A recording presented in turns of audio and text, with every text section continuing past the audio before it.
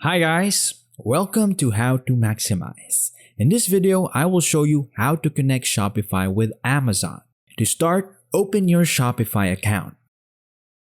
Then, go to Apps from your left corner of the screen. Here, click on Recommended Apps. Scroll down to select Shopify App Store. Now, search Amazon in the search bar. On scrolling down, you will see different options related to your searches. From here, select Amazon Integration Plus.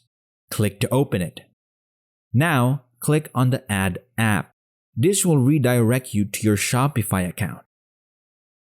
Then, scroll down to click on Install App. You can see Amazon Integration App is now added on your screen. Click to open it. Again, click on the app.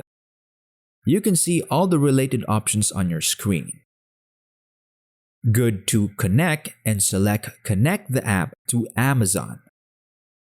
Your Shopify account is now connected with Amazon. And that's it. Thanks for watching. Leave a like, subscribe, and share.